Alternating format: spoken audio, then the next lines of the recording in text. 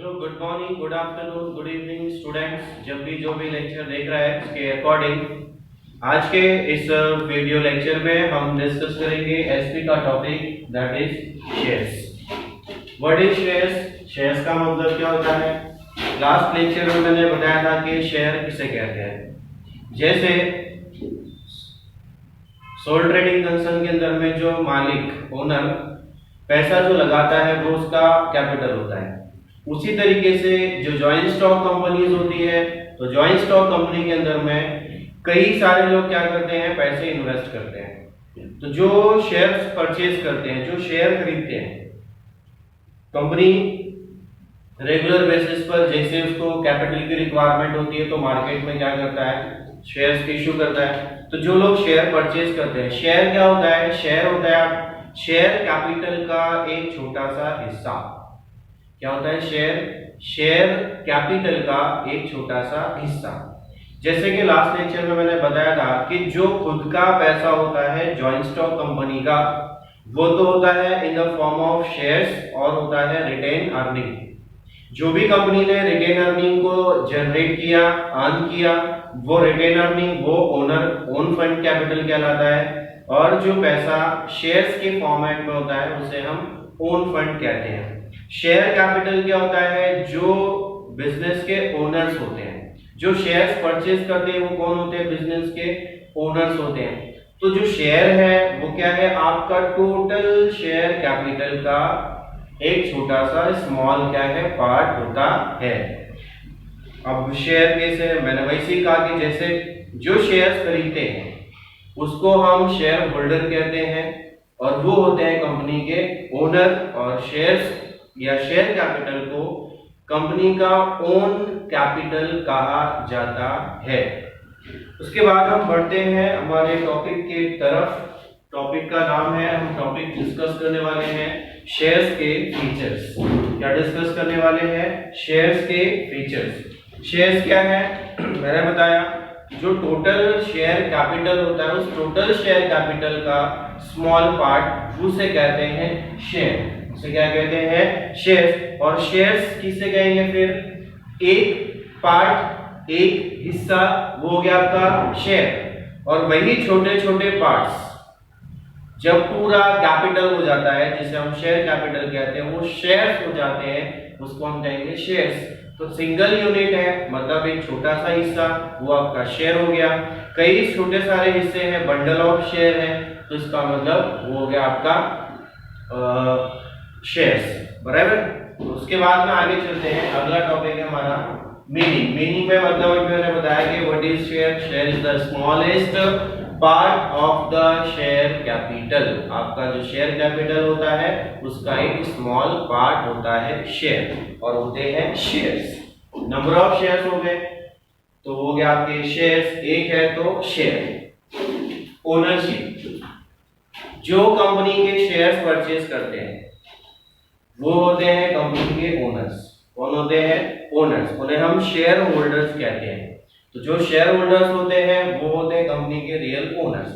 इसके बारे में मैंने लास्ट लेक्चर में आपको डिस्कस किया था, आपके साथ में डिस्कस किया था, आपको बताया था, आपको एक्सप्लेन किया था।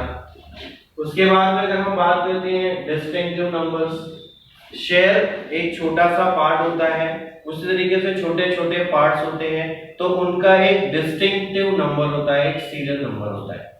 जैसे कि कंपनी ने शुरुआत में क्या किया, 1000 शेयर्स इशू किए। क्या किया कंपनी ने?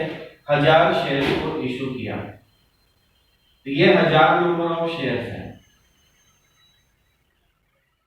इसमें से 5 शेयर क्या करूंगा, मैं परचेज करूंगा, या 50 शेयर्स क्या करूंगा, मैं ले लूंगा।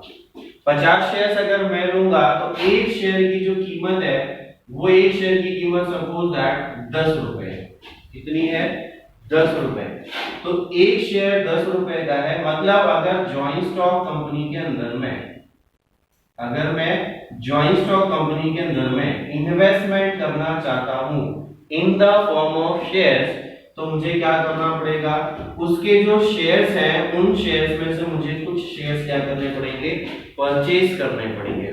जैसे कि मैंने कहा कि टोटल कंपनी के पास में इशू करने वाली है 1000 शेयर 1000 शेयर और एक शेयर की कीमत होती है 10 रुपए।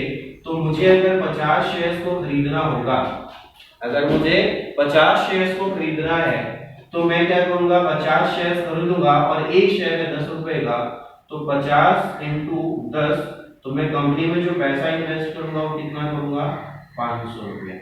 तो अगर मैं कंपनी में 500 रुपए देता हूं, अगर मैं 500 रुपए कंपनी के अंदर में लगाता हूं, इन्वेस्ट करता हूं या दे रहा हूं, तो इसका मतलब मुझे एक 10 रुपए का जो शेयर है वो मैं कितने परचेज करूंगा, 50 से होगा। तो उसके अंदर में मेरे कितने शेयर हो जाएंगे, 50 शेयर्स हो जाएंगे। कितने शेयर हो जाएंगे, 50 शेयर्स।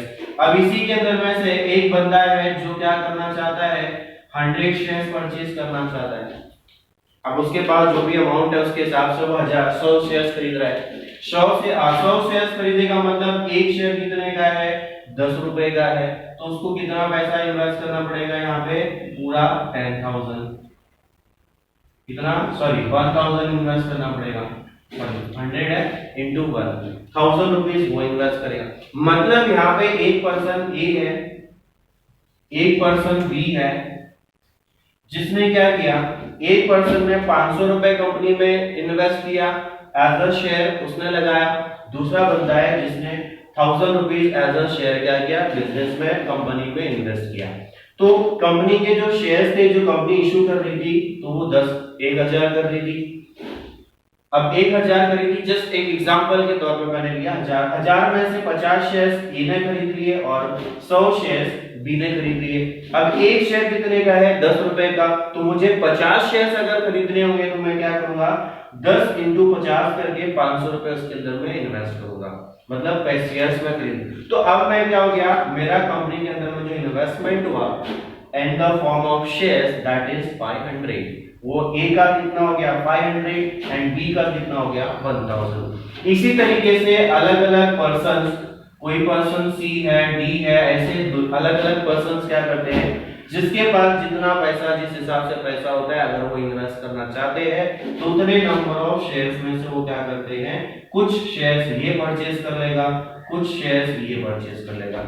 अब ये चाहे तो कोई बंदा चाहे तो एक शेयर भी खरीद सकता है, मतलब एक शेयर कितने का है, 10 रुपए का है, तो वो कंपनी में 10 रुपए इन्वेस्ट करके एक शेयर खरीद के वो कंपनी के 1 शेयर का क्या बन सकता है, मालिक बन सकता है। क्या बन सकता है, वो एक शेयर का मालिक बन सकता है।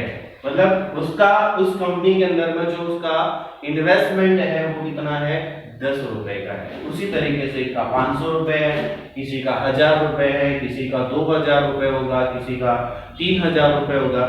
इस तरीके से अब मैंने कहा कि ये जो नंबर ऑफ शेयर्स हैं 1000, तो जो एक शेयर 10 रुपए का है, तो ऐसे 1000 शेयर्स हैं।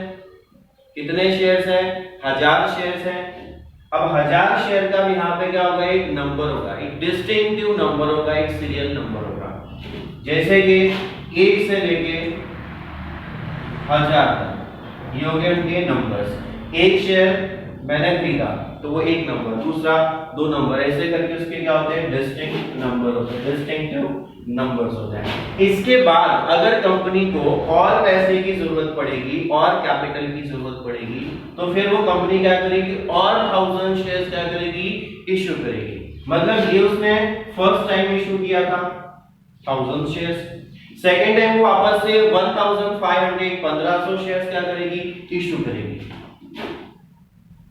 तो अब वो जो 1500 शेयर्स इशू करेगी, तो अब यहाँ पे 1 से लेके 1000 तक तो नंबर हो गए।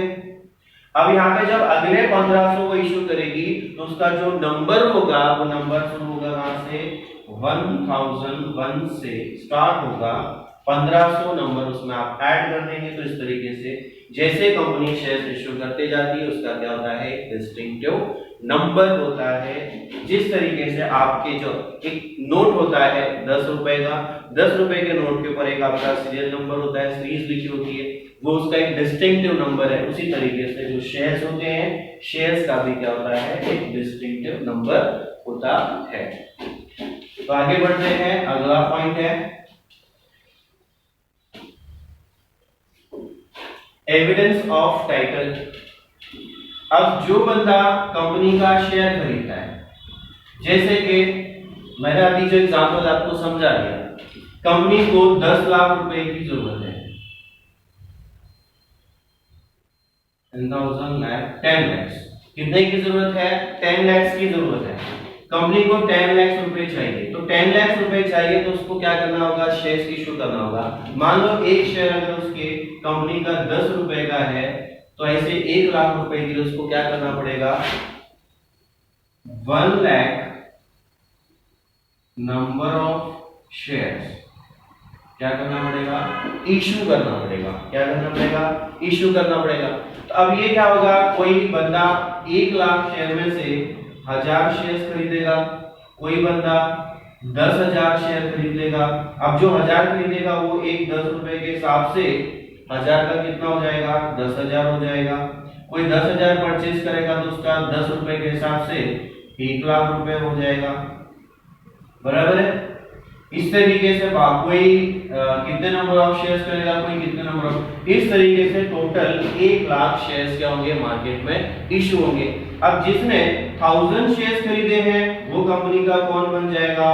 Share holder. जिसने 10,000 खरीदे हैं वो कौन बन जाएगा? कंपनी का शेयर होल्डर।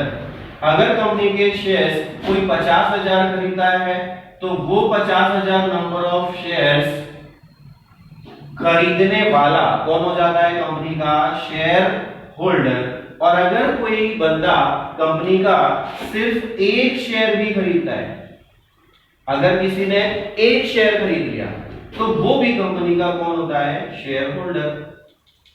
तो इनको क्या होता है? इनके पास क्या एविडेंस होता है? तो जो बंदा, जो शेयर होल्डर कंपनी का शेयर खरीदता है, शेयर परचेज करता है, तो उसे एक एविडेंस के तौर पर शेयर सर्टिफिकेट दिया जाता है।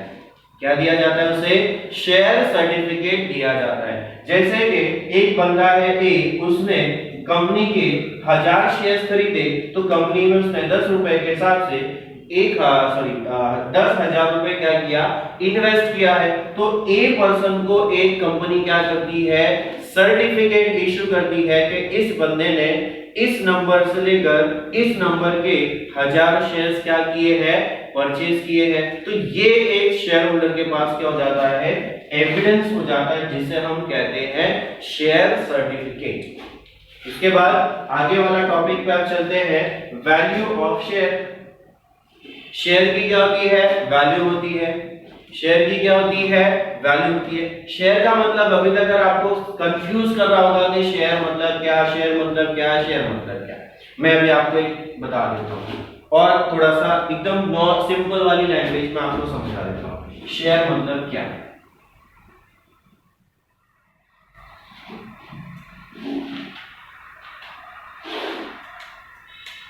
जैसे कि सपोज दैट कि अपने को पार्टी करनी है। अब पार्टी करनी है तो पार्टी करने के लिए 10 फ्रेंड्स है। अब 10 फ्रेंड्स है तो टोटल एक एक फ्रेंड क्या करेगा? 1000 रुपीस क्या करेगा? हर बंदा जमा करेगा। तो यहाँ पे ये जो 1000 रुपीस लोगों ने जमा किया, ये क्या है? हमारी पार्टी का कॉन्ट्रीब्यूशन है। इसको हम आम लैंग्वेज में क्या बोलते हैं? शेयर। मतलब इस पार्टी में हर 10 लोगों का क्या है? शेयर है, जिसमें हर 10, 1 2 3 4 से लेके पूरे 10 फ्रेंड्स का क्या है? शेयर है, कंट्रीब्यूशन किया हुआ है। उसी तरीके से कंपनी को जब पैसे की जरूरत पड़ती है तो वो क्या करती है? बोलती है कि एक शेयर, अब यहाँ पे एक शेयर 10 रुपए का है, तो जो लोग एक शेयर लेना चाहते हैं वो एक ले लेते हैं, जो 10 लेना चाहते हैं वो 10 ले लेते हैं, जो 15 20 50 या 100 1000 2000 जिस हिसाब से जिसके पास कैपिटल होता है वो उस हिसाब से शेयर क्या कर लेता है? परचेज कर लेता है। तो यहाँ पे आपको समझना होगा कि मैं बार बार एक चीज को रिपीट कर रहा हूँ, एक शेयर 10 रुपए का, एक शेयर 20 रुपए का, या एक शेयर 10 रुपए का, एक शेयर 10 रुपए का। तो उसी तरीके से जो शेयर होते हैं वो शेयर की क्या होती है? वैल्यू होती है। क्या होती है? वैल्यू होती है, कीमत होती है। वो कीमत 3 तरीके से, अलग अलग तरीके से उनको पहचाना जाता है, जाना जाता है, जिसमें हम बात करते हैं सबसे पहले फेस वैल्यू की। किसकी बात करते हैं? फेस वैल्यू, इशूड प्राइस या इशूड वैल्यू, या फिर मार्केट प्राइस। ये 3 तरीके की प्राइसेस होते हैं यहाँ पे। इसकी वैल्यूज होती है किसकी? शेयर्स की। सबसे पहले बात करते हैं फेस वैल्यू। सबसे पहले बात करते हैं फेस वैल्यू। तो जो फेस वैल्यू होती है वो कंपनी के जो शेयर होती है उसकी ओरिजिनल वैल्यू होती है, उसे हम कहते हैं फेस वैल्यू।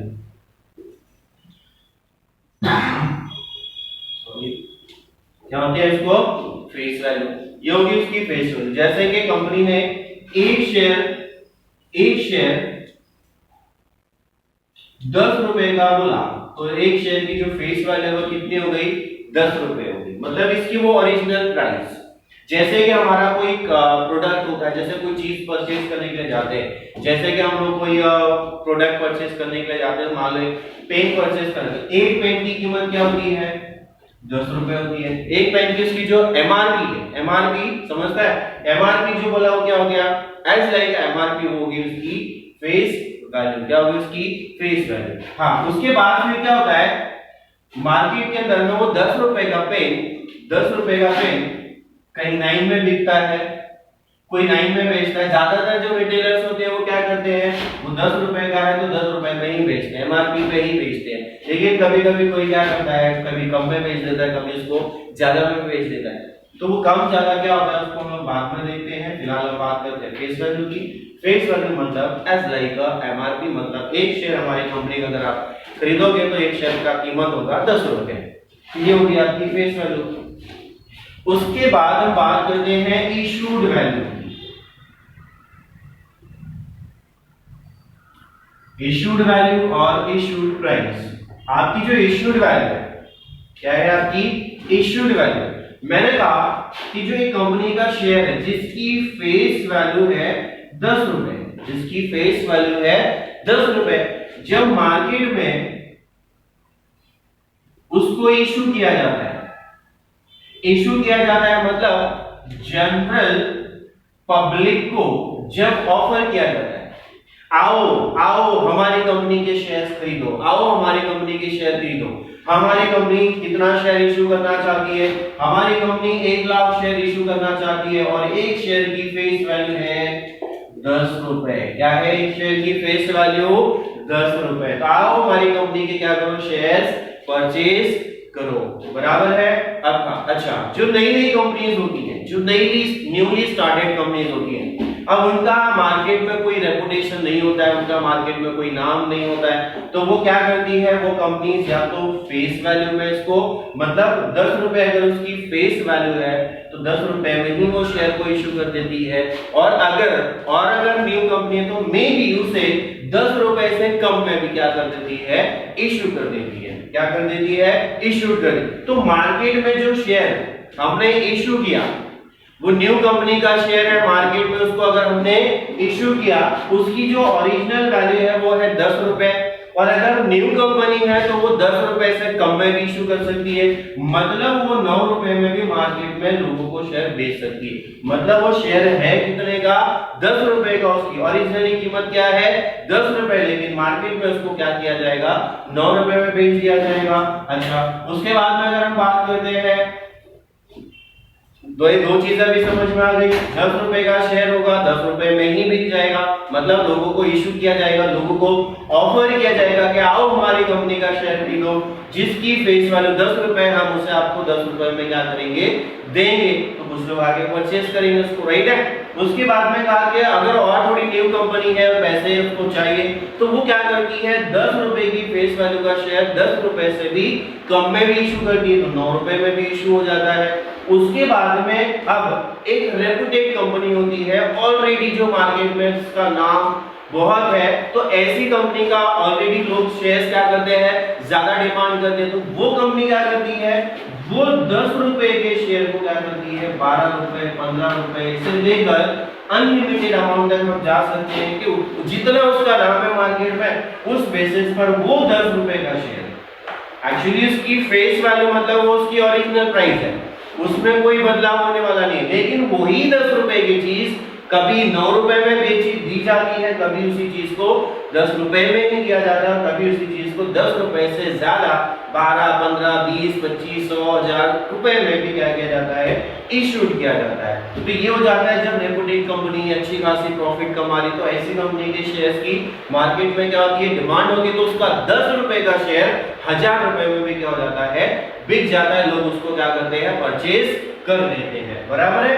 अच्छा, अब ये जो मैंने दो तीन चीजें यहाँ पे बताई, फेस इश्यूड वैल्यू के अंदर में, इश्यूड वैल्यू क्या, जो आप इसको इश्यू कर रहे हो, मैंने सबसे पहले आपको बताया कि एक 10 रुपए की फेस वैल्यू है, उसकी फेस वैल्यू है 10 रुपए, उसका मार्केट में नाम नहीं है, नया नया कंपनी शुरू हो रहा है, तो वो क्या करेगा, 10 रुपए की फेस वैल्यू का शेयर मार्केट में कम रेट में बेच देगा, मतलब 9 रुपए में बेच देगा, या 8 रुपए में बेच देगा, या 7 रुपए में बेच देगा, या कितने में भी बेचेगा। तो ये जो फेस वैल्यू 10 रुपए है, उससे उसने क्या किया, कम में बेचा, मतलब 10 रुपए की चीज को उसने 9 रुपए में बेच दिया या 8 रुपए में बेच दिया, लोगों को ऑफर किया। तो ये जो हमारा काम हुआ, इसको हम लोग बोलते हैं इश्यूड एट डिस्काउंट। क्या बोलते हैं इसको, इश्यूड एट डिस्काउंट। ये हो गया आपका इश्यूड एट डिस्काउंट। अच्छा, अब हम बात करते हैं नेक्स्ट, फेस वैल्यू अगर उसी की 10 रुपए है, अगर कंपनी लोगों को उसी शेयर को ऑफर करती है 10 रुपए में, मतलब उसकी कीमत है फेस वैल्यू 10 रुपए, और वही 10 रुपए की चीज को 10 रुपए में इशू किया जाता है। मान लो कि 10 रुपए का कोई भी चीज, एक शेयर की कीमत मान लो, या किसी भी चीज की कीमत मान लो, तो जो भी है आप समझ, जैसा आप समझ में आए, हम बात कर रहे हैं एक्चुअली शेयर्स की, इसकी बात कर रहे हैं शेयर्स की। तो जो शेयर की 10 रुपए फेस वैल्यू है, उससे कंपनी क्या करती है, 10 रुपए में इशू कर देती है। तो इस इशूड को कहते हैं इशूड एट पार। क्या बोलते हैं इसको, इशूड एट पार। आया समझ में, इशूड एट पार। अभी मैंने दो चीजें बताई, इशूड वैल्यू में दो चीजें बताई, इशूड किया 10 रुपीज, फेस वैल्यू है 10 रुपीज, बेचा मार्केट में, इशू किया 9 रुपए में, 8 रुपए में, 7 रुपए में, क्यों बेचा उसके पीछे रीजन मैंने बताया था। तो इस टाइम में ऐसी चीज को बोलते हैं इशूड एट डिस्काउंट। अब जब फेस वैल्यू 10 रुपए है, 10 रुपए की चीज 10 रुपए में जब मैं इशू करूंगा, 10 रुपए का शेयर जब 10 रुपए में बेचूंगा, तो उसे कहेंगे इशूड एट पार। क्या बोलेंगे इसको, इशूड एट पार। और तीसरी चीज मैंने आपको पहले बताई थी, क्या बताई थी, फेस वैल्यू अगर उसकी 10 रुपए है और उसको मार्केट के अंदर में मैं इशू कर रहा हूं, ऑफर कर रहा हूं 15 रुपए में, 12 रुपए में, 20 रुपए में, या 100 रुपए में, या 1000 रुपए में। अब वही चीज 10 रुपए की है, एक्चुअली है 10 रुपए की, लेकिन मार्केट में उसका रेट क्या होता है, उसकी फेस वैल्यू से ज्यादा होता है, तो इसे हम कहते हैं इशूड एट प्रीमियम। क्या बोलते हैं इसको, इशूड एट प्रीमियम। तो ये तीन चीजें होती हैं। एक्चुअली इतना डिटेल में जाना नहीं था, हम आगे के लेक्चर्स में जाएंगे। इशूड वैल्यू के वैल्यू ऑफ शेयर्स के अंदर में इशूड प्राइस को अगर समझना था, तो उसको मैंने इस तरीके से समझाया कि कभी कंपनीज की फेस वैल्यू से कंपनी इशू करती है तो उसके बाद issued at discount. Face value है उतने में ही अगर उसको इशू करती है तो उसको कहते हैं इशूड एट पार, और अगर उससे ज्यादा कीमत में इसको इशू करती है तो उसे कहते हैं इशूड एट प्रीमियम। तो ये थे हमारी इशूड प्राइस। क्या थी हमारी इशूड प्राइस। अब हम आते हैं हमारी वैल्यू ऑफ शेयर्स के अगले पॉइंट पे, that is market value. Market value जो होती है कंपनी के शेयर की, वो उसकी डिमांड और सप्लाई पे डिपेंड करती है। जितना ज्यादा मार्केट में उसकी डिमांड होगी, शेयर्स की जितनी ज्यादा डिमांड होगी, जाहिर सी बात है अगर रेपुटेड कंपनी है, अच्छी खासी कंपनी है, अच्छा प्रॉफिट कमाने वाली कंपनी है, तो ऐसी कंपनी का जो मार्केट वैल्यू होता है वो क्या होता है, कहीं ज्यादा होता है। उसकी डिमांड क्या होगी, ज्यादा होती है, तो उसकी डिमांड मार्केट वैल्यू में उसकी डिमांड के ऊपर एक कंपनी का शेयर, मार्केट का 10 रुपए का शेयर, 10 रुपए की फेस वैल्यू वाला शेयर मार्केट में 10 के बाद 15 में बिके, 10 में बिके, तो जितना मार्केट में उसका वैल्यू भी चल रहा है, that is the market value. The next point is rights. Share holders के पास में कुछ राइट्स होते हैं।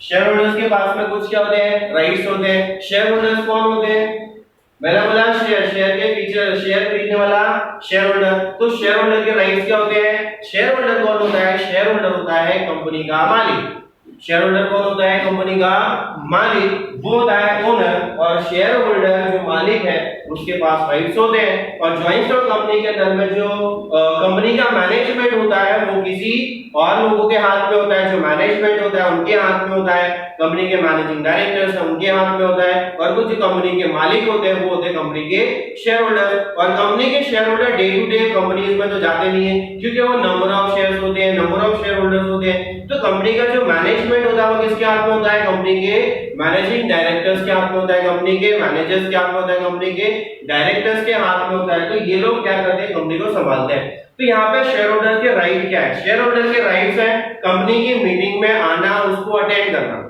कंपनी के जो शेयर होल्डर्स हैं उनके पास का राइट होता है कंपनी के जो बुक्स ऑफ अकाउंट्स है, अकाउंट्स की जो बुक्स है उनको जाना, उनको इंस्पेक्शन करना, उनको चेक करना, सही तरीके से मेंटेन किया जा रहा है या नहीं किया जा रहा है उसको जाके चेक करना, ये इनके पास का राइट होता है। कंपनी के अंदर में सही तरीके से चल रहा है मैनेजमेंट या नहीं चल रहा है इसको देखना, इसको देखने के बाद इसके ऊपर कंट्रोल करना, ये राइट होता है किसका? कंपनी के शेयर होल्डर्स का। देन उसके बाद नेक्स्ट हम बात करते हैं, next point that is income. What is income? Income क्या होती है? इनकम किसे कहते हैं? इनकम मतलब यहाँ पे जो शेयर होल्डर्स है वो शेयर होल्डर अपना जो कैश इन्वेस्ट करते हैं, अपना अमाउंट इन्वेस्ट करते हैं, अपनी मनी को इन्वेस्ट करते हैं, तो उस इन्वेस्ट की हुई मनी पर जो इन्हें रिटर्न मिलता है, जो इन्हें रिटर्न मिलता है उसी रिटर्न को कहते हैं डिविडेंड। क्या बोलते हैं उसको? डिविडेंड। तो शेयर होल्डर का जो इनकम होता है वो क्या होता है? डिविडेंड होता है। इन सारी चीजों के बारे में हम आगे जाएंगे और डिटेल में पढ़ने वाले हैं। फिलहाल हम क्या कर रहे हैं? थोड़ा सा ओवरव्यू, ऊपर ऊपर से थोड़ा सा हम पढ़ेंगे फिलहाल। The next point is transferability. Company की जो शेयर्स होते हैं वो कैसे होते हैं? इजीली ट्रांसफरेबल होते हैं। क्या होते हैं? कंपनी के शेयर्स इजीली ट्रांसफरेबल होते हैं। ट्रांसफरेबल मतलब आप किसी को भी बेच सकते हो। आप क्या कर सकते हो? किसी को भी बेच सकते हो। मान लो एक कंपनी के मैंने 1000 शेयर्स खरीदे, मान लो एक कंपनी के मैंने 1000 शेयर्स क्या किए हैं? खरीदे हैं। अब उन 1000 शेयर्स को मुझे क्या करना है? बेचना है, मुझे नहीं चाहिए। तो मैं क्या करूंगा? किसी को भी वो शेयर्स क्या कर सकता हूं? बेच सकता हूं। इसलिए कहा गया है कि ट्रांसफरेबिलिटी होती है शेयर्स के अंदर में, मतलब ट्रांसफर हो जाते हैं। The next point is property of the share holder. जो शेयर्स होते हैं वो क्या होती है? शेयर होल्डर्स की प्रॉपर्टी होती है। और वो कौन सी प्रॉपर्टी होती है? वो एक मूवेबल प्रॉपर्टी होती है। कौन सी प्रॉपर्टी होती है? मूवेबल प्रॉपर्टी होती है। उसके बाद हमारा नेक्स्ट पॉइंट है, लास्ट पॉइंट है, that is kinds of shares. मतलब टाइप्स ऑफ शेयर्स, मतलब types of shares. Types of shares में आता है दो टाइप के शेयर्स, एक होता है इक्विटी शेयर और एक होता है प्रेफरेंस शेयर्स। क्या होता है? एक इक्विटी शेयर और एक होता है प्रेफरेंस शेयर। इसके बारे में मैंने लास्ट लेक्चर में आपको बताया था। ओन कैपिटल में शेयर्स के अंदर में होते हैं इक्विटी शेयर और प्रेफरेंस शेयर्स। अब यहाँ आपका टॉपिक होता है खत्म। अब हम आगे के लेक्चर में डिस्कस कर रहेंगे शेयर्स के टाइप्स पर, जिसमें हम सबसे पहले डिस्कस करेंगे कंपनी के इक्विटी शेयर होल्डर्स के ऊपर कि इक्विटी शेयर होल्डर्स कौन होते हैं, क्या होते हैं, कैसे होते हैं, उनके फीचर्स क्या है, एंड प्रेफरेंस शेयर होल्डर्स कौन है, कैसे हैं, उनके राइट्स वगैरह क्या है, और या फिर उनके फीचर्स वगैरह क्या है। तो आज के लिए इतना काफी है। Thank you very much.